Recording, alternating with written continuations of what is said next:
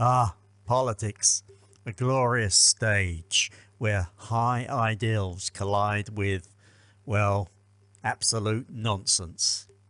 Hello and welcome to the Politics of Persuasion, cutting through the nonsense in Britain and America.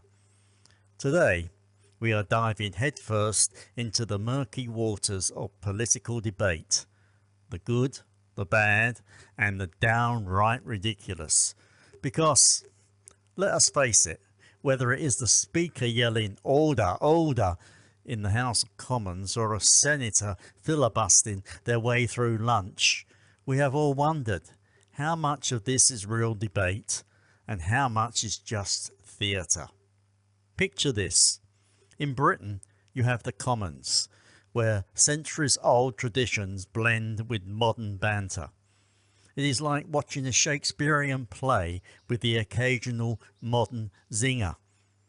Across the pond in America, the political arena is less about wit and more about showmanship.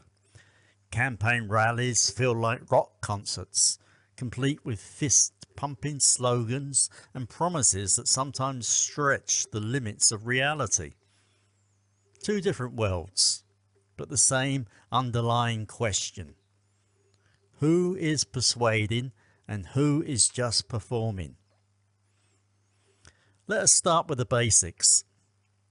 What makes a debate legitimate? For starters, it is all about facts, real ones, not facts pulled from thin air or mangled to suit an agenda. A good debate involves listening. Yes, actually listening to opposing views, weighing the evidence, and maybe, just maybe, admitting when someone else has a point. Shocking, I know. Take Britain's debates on the NHS. The best discussions focus on facts, waiting times, funding, patient outcomes. Then you have the others, the ones who shout, "Save our NHS," without offering a single concrete solution. Sound familiar? However, across the Atlantic, debates on healthcare often devolve into ideological mudslinging with phrases like socialist takeover and freedom to choose tossed around like verbal grenades. Legitimate? Barely. Now, let us talk about the dark art of rhetoric, where the aim is not to inform but to manipulate. It is all about the emotional hook, fear, anger, hope and pride. Politicians are masters of this. They will cherry-pick data, twist it into a pretty bow and present it as the full story. Remember when a certain British politician claimed Brexit would free up £350 million a week for the NHS?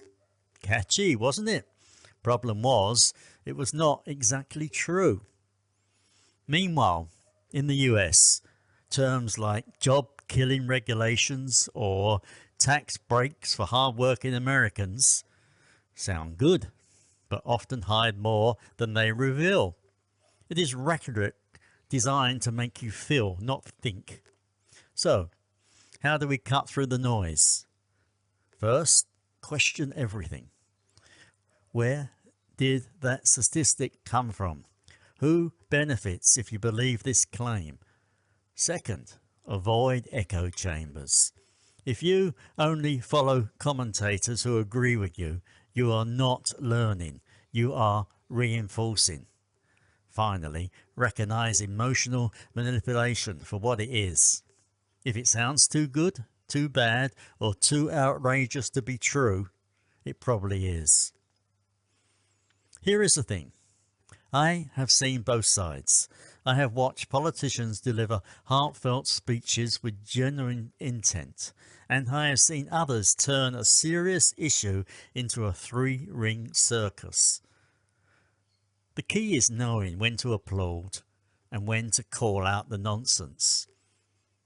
Therefore, here is my challenge to you. Do not settle for the spectacle. Demand better.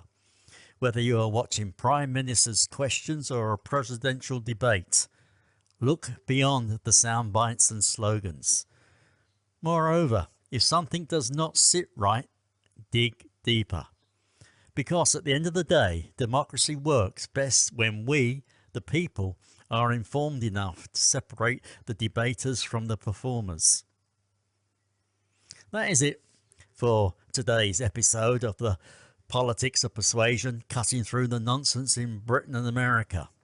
If you enjoyed this little dose of grumpiness, give it a thumbs up and subscribe for more no-nonsense takes on politics, culture and life in general. Until next time, stay skeptical, stay informed, and above all, stay sane. Bye-bye.